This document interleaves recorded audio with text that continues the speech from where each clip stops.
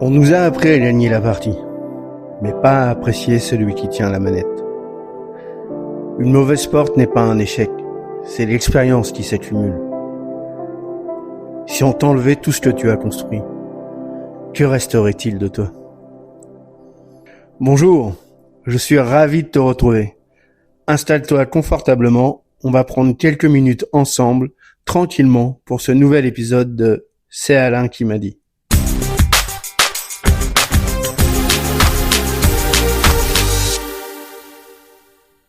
Alain m'a envoyé une question l'autre jour qui m'a scotché. Tu sais, c'est le genre de truc qui me trotte dans la tête pendant mes marches quotidiennes. Il m'a demandé, serais-tu encore quelqu'un si on t'enlevait tout ce que tu as construit ? Alors quand t'es entrepreneur, tu penses à tes réussites, tes boîtes, ton parcours, les obstacles que tu as franchis. C'est normal, c'est ton armure. Mais si on gratte un peu, si on enlève le vernis, on se rend compte qu'on a souvent confondu qui on est avec ce qu'on fait. En fait, on a fusionné avec notre fiche de poste. On vit dans une culture, surtout en France, où l'échec est vécu comme une tâche indélébile. Si tu te trompes, si ton projet s'arrête, si ton chiffre d'affaires ne progresse plus comme prévu, on a l'impression que c'est game over. On te regarde comme si tu avais perdu ta valeur d'homme en perdant tes chiffres. Le jeu est fini. Tu as échoué. Circulez. Mais avec le recul, j'ai compris quelque chose de fondamental.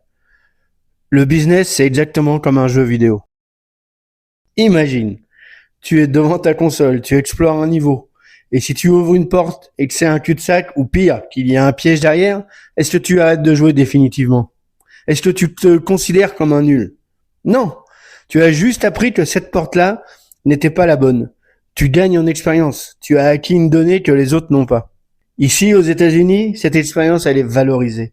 On sait que si tu as déjà ouvert 3 mauvaises portes, tu es beaucoup plus précieux que celui qui n'a jamais osé toucher à une poignée. Paradoxalement, c'est cette connaissance du terrain, cette collection de mauvaises portes ouvertes qui donne confiance aux gens autour de toi. Ils ne te suivent pas parce que tu es parfait ou parce que tu as un score de 100%. Ils te suivent parce que tu es celui qui sait quelle porte ne plus ouvrir. Tu as éliminé les erreurs possibles par la pratique.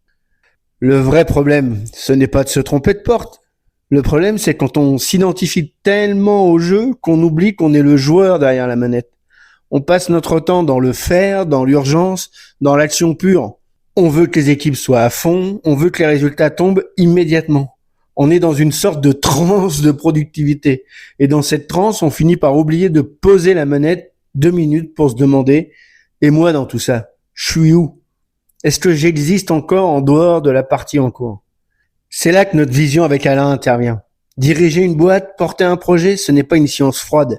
C'est un peu comme préparer un grand repas pour des gens que tu apprécies. On s'en fout du geste technique pur. On n'est pas là pour faire une démonstration de découpe ou pour épater la galerie avec des gadgets de cuisine.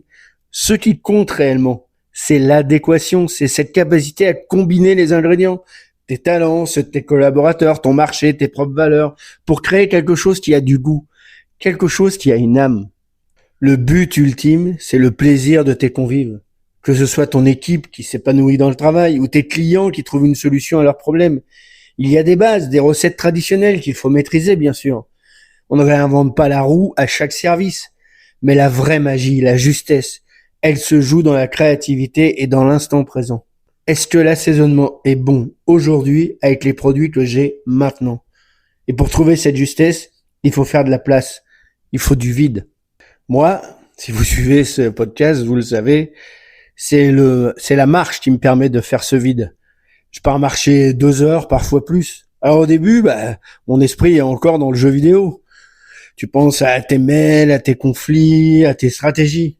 Et puis au bout de quelques temps, quelques minutes, le corps commence à fatiguer. Et c'est là que le miracle opère. Quand le physique lâche un peu prise, le cerveau s'oxygène enfin différemment.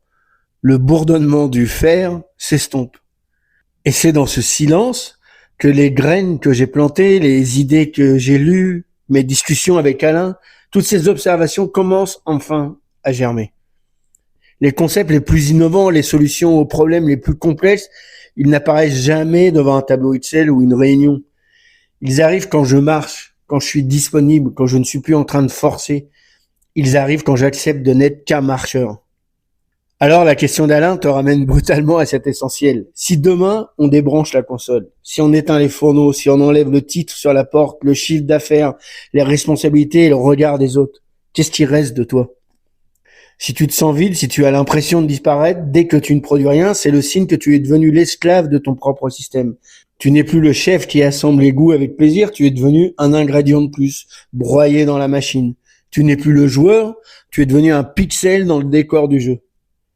La vraie puissance, celle qui dure et qui ne s'épuise pas, c'est quand tu es capable d'être juste dans ce que tu es, sans avoir besoin de l'étiquette du boss pour te sentir légitime. C'est là que tu deviens réellement magnétique pour les autres. Pourquoi? Parce que les gens sentent la différence. Ils ne suivent plus un résultat ou un titre, ils suivent une présence. Ils suivent quelqu'un qui est ancré, qui sait qui il est, même quand tout s'arrête. Alors je te laisse avec cette interrogation pour ta semaine. Si demain le jeu s'arrête brutalement, si le rideau tombe, est-ce que tu as cultivé assez de choses à l'intérieur, de la curiosité, de la paix, de la justesse, pour ne pas avoir peur du silence qui suit la fin de la partie? Est-ce que tu as assez d'amour pour le gars qui reste assis tout seul dans le fauteuil? Et si tu sens que tu as passé les dernières années à ouvrir des portes frénétiquement sans jamais te demander qui était le vrai toi qui tenait la manette, il est peut-être temps de faire une pause. Pas une pause de vacances pour repartir de plus belle dans la même course, mais une pause de regard. C'est tout l'enjeu de ce qu'on construit avec Alain. Apprendre à voir le terrain tel qu'il est, sans le masque du succès ou de l'échec. C'est ce qu'on appelle entamer la traversée. Allez, on va s'arrêter là pour aujourd'hui. Prends soin de ton souffle, prends soin de l'homme derrière le joueur, et souviens-toi, parfois il suffit de changer de regard pour que la suite apparaisse. Merci pour ton écoute et à très bientôt dans un nouvel épisode de C'est Alain qui m'a dit.